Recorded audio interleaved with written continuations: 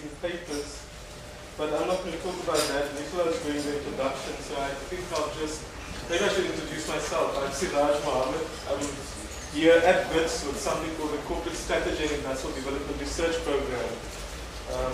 And I'll Nick introduce himself and introduce the workshop. Thank you.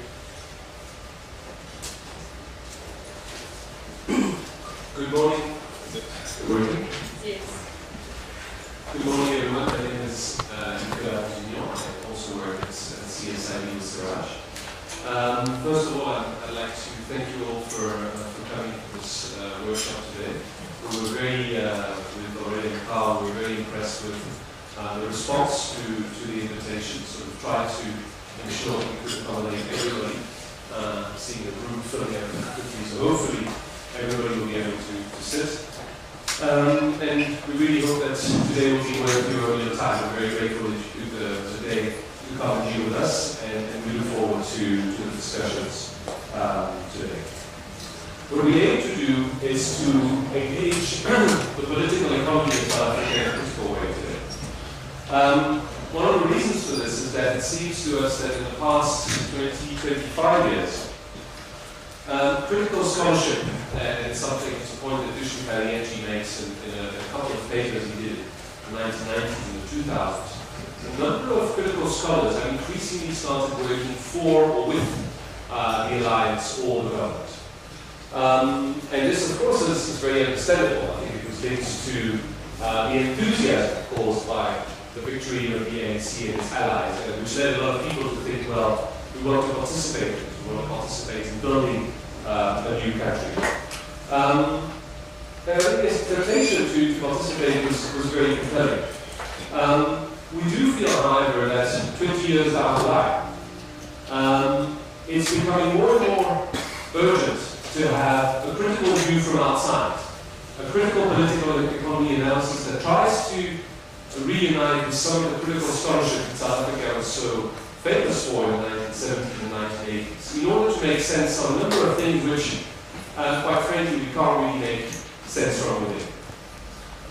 Something that's striking, I think, is that where there is critical scholarship towards, for example, the government and the alliance, some of it tends to come from former lefties who've gradually, over the years, drifted to the center, some of them going all the way to the right. And certainly the kind of scholarship that comes from them, in my view, is certainly not helpful in understanding what kinds of challenges this country is facing. Let me give you an example that I read recently. I don't know if some of you came across the study that Dave Kaplan, one of these people who has drifted, I suppose, wrote for the very left-wing Center for Development and Enterprise.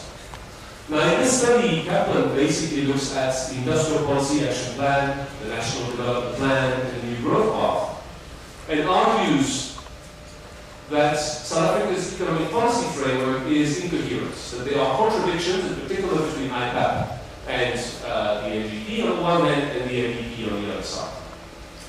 Now, what I can promise you is that today we're going to do a bit better than this in terms of effort analysis, than just pointing out that this incoherence, without any attempt, if you read the paper, actually uncovering why there is this incoherence, what kinds of class forces or class alliances, maybe explaining why you have contradictory policy frameworks. And in particular, one thing that's missing from Kaplan's analysis, I think quite glaringly so, is that there's absolutely no engagement with the fact that two of these frameworks really are largely pieces of paper. I mean, there's a very clear difference in the influence, in the relationship between actual policy and one of these documents, and very little when it comes to the other two. So there's very little in the kind of analysis that comes from this, let's say, this neoclassical scholarship on South Africa, in our.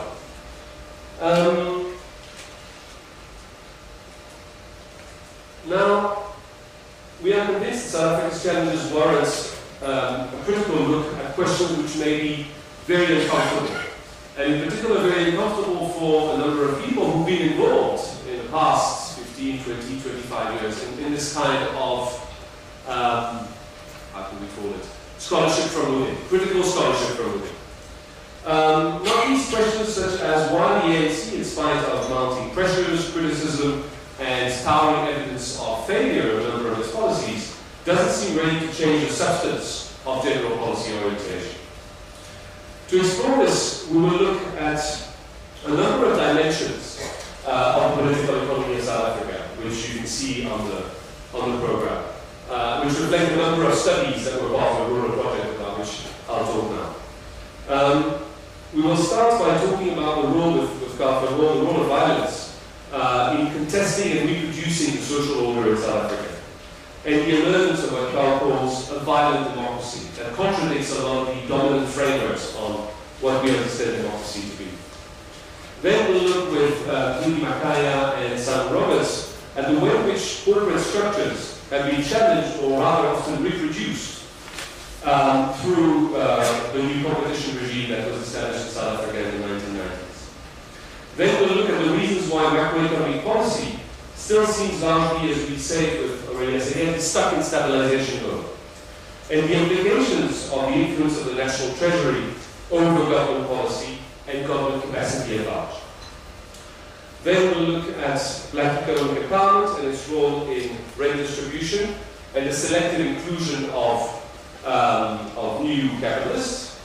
And at the end of the day, we will present, Aurelia, Carl and I, a transversal paper, which is basically in many ways the result of our effort at looking at a number of dimensions of the political economy of South Africa, where we'll try to draw some conclusions and hopefully to stimulate some debates about what we feel could be a critical analysis of South Africa's political economy 20 years after 1994. And of course, what we'll be trying to do throughout the day is to answer the provocative but in our view extremely important question, which I think is at the heart of the discomfort. Is South Africa a case of developmental failure? They tried, they didn't manage. Or is there something different going on here? Is there actually a success, but a success of a different kind? That's of what we call neoliberal deepening. Now, a few words are in order about where this project comes from and where these different papers come from. Most of them are part, actually all of the ones that will be presented today, are part of the South African case study of a broader project funded by the French Development Agency, research department, which looked in total at 9 countries, including Brazil, Burkina Faso, China, Vietnam, and a number of others. These studies follow from another set of case studies. I think we might have one of the authors here today, which looked at 7 countries and which was funded by the World Bank. These studies were published in a book called In the Shadow of Violence, Politics, Economics, and the Problems of Development, published by CEP. All of these case studies, including the South African one of their objectives, apart from generating new knowledge on the political economy of these countries, which was a great opportunity, was to assess the validity of a new conceptual framework, very ambitious conceptual framework, which was developed by Douglas North, the new institutional economist and Nobel Prize winner, and Wallace and Weingast, in 2009, a book called Violence and Social Orders, which in many ways I think is the forerunner of a seat in every bookshop now, the bestseller by Asamoah and Robinson. The key insights from the Violence and Social Order book, but we'll go back to this throughout the day, is that developing countries are organized in order to mitigate the threat of violence through elite arrangements.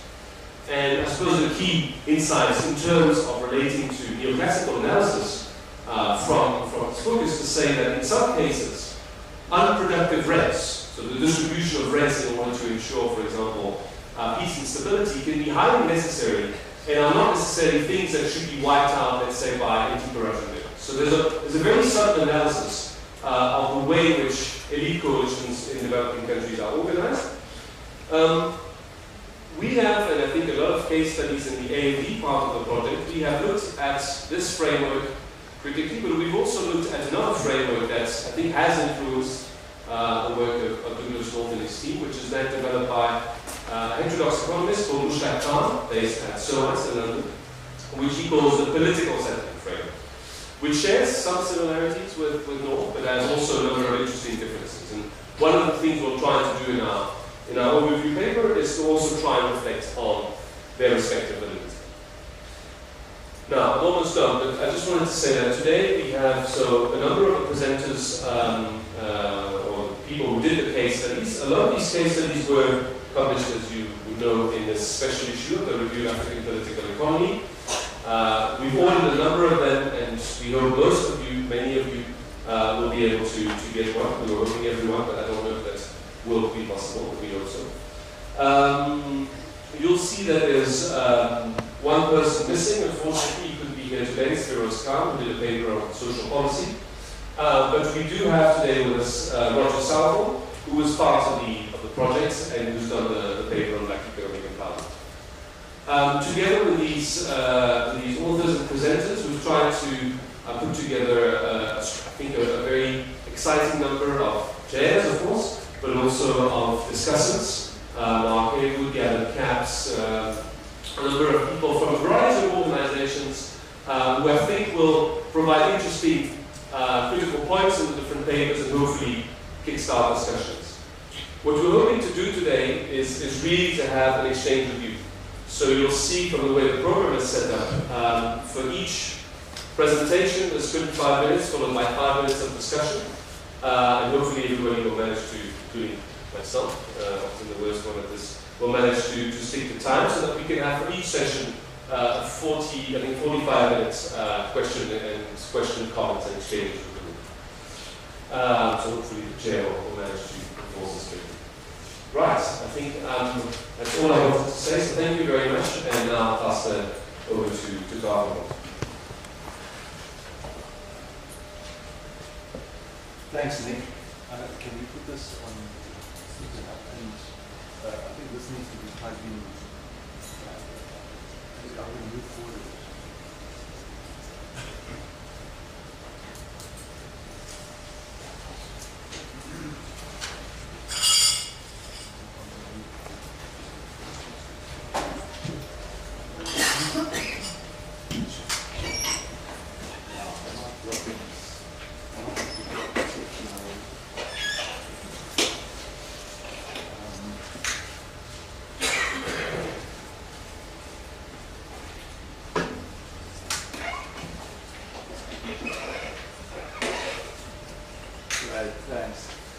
Check with you whether I'm blocking your sight of the slides. Well, because if I am, we can move the table a bit and I can move a bit to the side. So speak up now or never.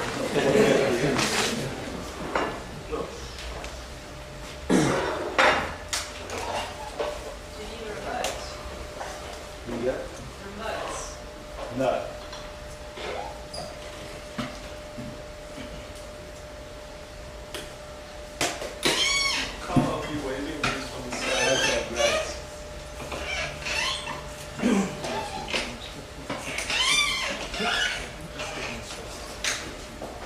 Thanks. I'm not sure that helps very much, but I'll tell you what's on the slides if you can't see. Great, thanks Nick, and thanks Siraj, and in advance thanks to Mark Haywood for engaging again in this discussion that we've been having over about a year or more about the nature of our democracy. So this is kind of an ongoing dialogue. Right, so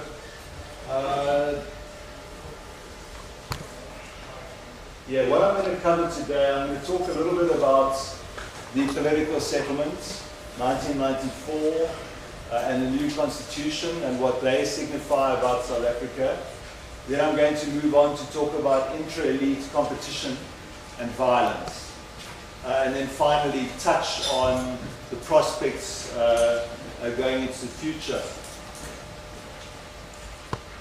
So firstly, a little bit of a discussion of the kind of framework that Nick alluded to, the framework that is used by North Wallace and Waingast, and in their later book with West as well, for trying to understand violence and competition amongst elites in developing countries. So the first point is that the key dynamic to understand in the politics of developing countries like South Africa is the question of elite formation, elite coalitions, how the elite is formed, and the competition within the elite for rents, otherwise known in our kind of popular discourse, I suppose, as corruption. But I think our entire discussion today is really about questioning the kind of common sense view of what corruption is, and really to talk about it in a different way. A second theme in the analysis is the question of violent capabilities. As you all know, the assumption that we hold about the modern state is that it monopolizes the coercion, monopolizes violence in society. They question this, we question this, and we look at those actors that have violent capabilities beyond the state.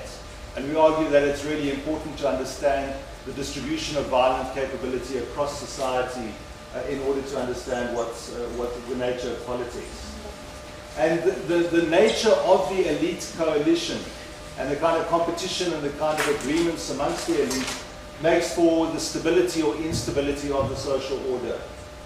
And finally, I suppose these dynamics, these questions of the relations between different elite factions, the distribution of rents or patronage networks, and violence all make up if you like, an unofficial but very present, very real political system that operates within as well as alongside as well as outside the formal political, the official political framework of democracy. So we have this sort of relationship between an unofficial set of political relationships and the kind of more formal constitutional ones. So to try and sort of very briefly sum up what is the meaning of the political settlement, which is enshrined in the Constitution. Well, the Constitution protects private property and protects it rather strongly. The Constitution also involves a dispersal of power across different institutions in the state. So there's a relatively high degree of decentralization, both at the provincial level. We've got a quasi-federal model, not a fully federal one, but then also to the local government level. And this creates a very complex political system with powers distributed across a range of institutions. And then in other ways as well, for example, the independence of the Reserve Bank. At the same time, the Constitution enshrines a range of rights. And a pretty key and important one is the recognition of past injustice and the kind of past distribution, particularly of land, and a kind of injunction on the democratic regime to look at a restitution of those rights and those accesses that have been denied through apartheid. So there's a fairly strong provision with potential in it for the redistribution of land.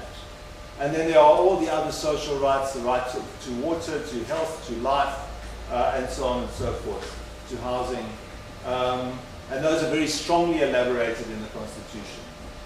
And then if we're discussing or looking or interrogating the question of the relationship between, rather the question of violence in South Africa, it's quite important to pay attention to the relation between violence and the Constitution.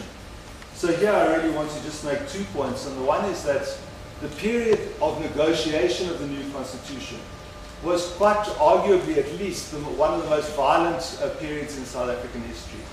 The number of people who were killed in that period, in that short period, exceeds the number of people killed in the entire kind of anti-apartheid struggle in the 1980s. So it was a very violent period, out of which the Constitution lived.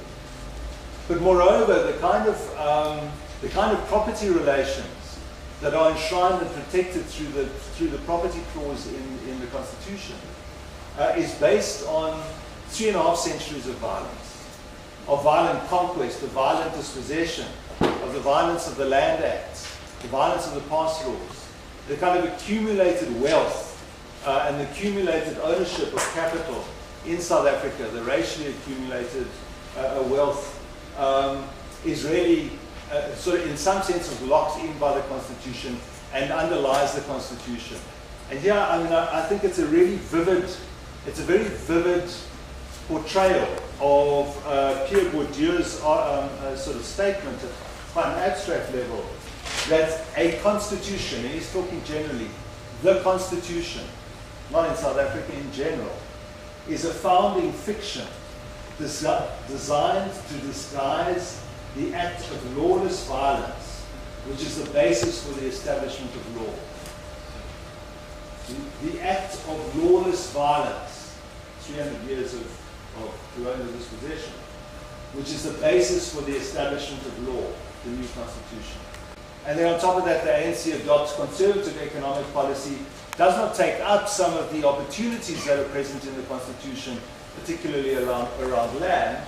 And so we don't really know what the constitution is capable of in terms of redistribution because of the kind of policy positions adopted here.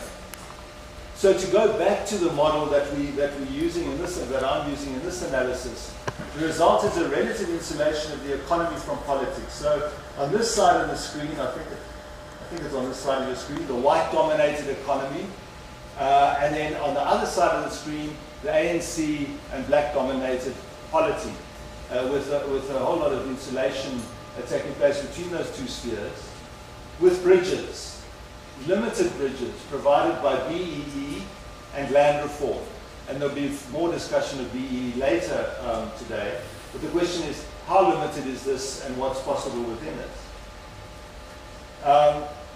So a consequence of this is that the state becomes the source of redistribution.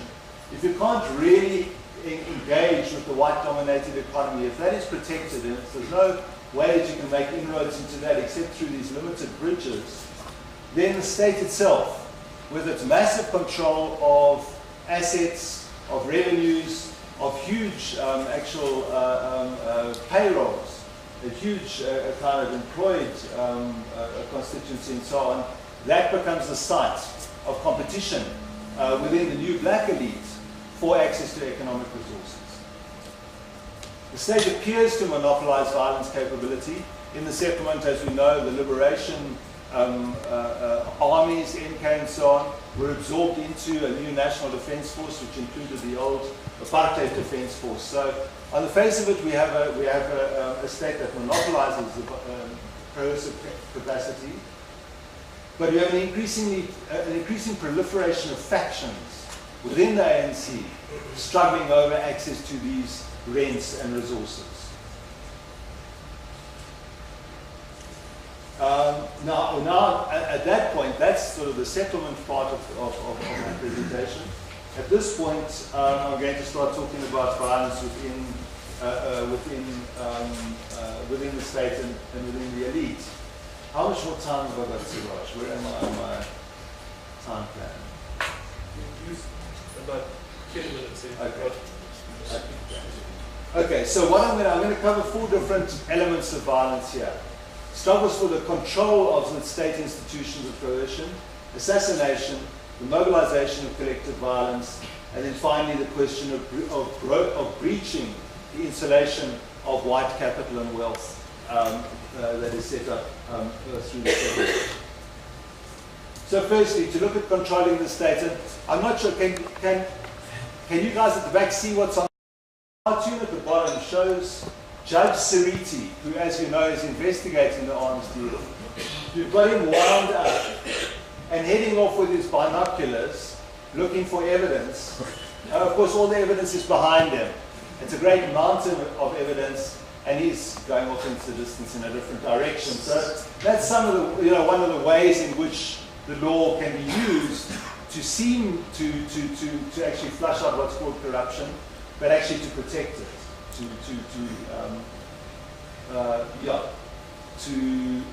Sort of pull the wool over all of our eyes.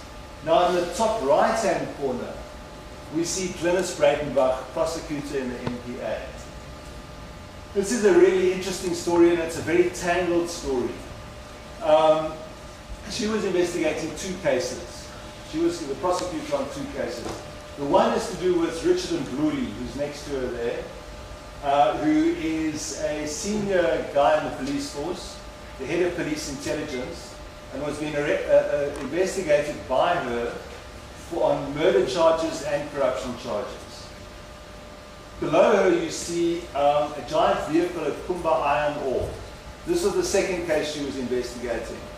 And this has to do with, again, a fairly complex case in which a black economic empowerment company got hold through fraudulent means, through the Department of Mineral Affairs, of the license to mine the iron ore that Kumba mines. And this led to a massive dispute over that license. So she was investigating that case as well. Now, she was suspended. And she was suspended quite dramatically, and she was charged with misconduct in the Kumba iron ore case. But she always argued that the reason she was suspended was because she was investigating Richard Ndluli, who it turned out was a very powerful figure in the police force, who had written a letter to the president, to President Zuma, and submitted a dossier alleging that Bheki Cele, the head of the cops, was involved with other senior police in a plot against both Zuma and Nathi Mthethwa, the Minister of Police. So in the bottom photograph, we have Bheki Cele, Nathi Mthethwa, and the President, to show some of those linkages. Now what happened, there was this, okay, so several things are happening at the same time. The prosecutor is suspended and charged with misconduct. Ndluli, who had been suspended, was reinstated. And Cele, who also had another case against, well, not a case, but rather allegations of corruption in relation to the buildings that the police occupied, was finally dismissed, was finally got rid of. So Ndluli was victorious in that one. And he was also victorious in the NPA because the prosecution was suspended. But over time what happened, Glynis Breitenbach had to face a disciplinary inquiry. She came out of that with all the charges dismissed, was reinstated into the NPA, but kept off the cases. She was sent to shuttled off to different cases. Ndluli was only resuspended because some NGO actually came with a court case to have him resuspended. The BEE company in relation to Kumba was found guilty of fraud. What it turned out that in fact they were not interested in mining the ore, they were interested in selling the rights to the ore. And ArcelorMittal had actually guaranteed to buy those rights for 800 million rand. If the company could hold on to those rights, but because of the court case, I think at the current stage they've lost those rights. Trudy and Simon might be able to clarify the current status of that case.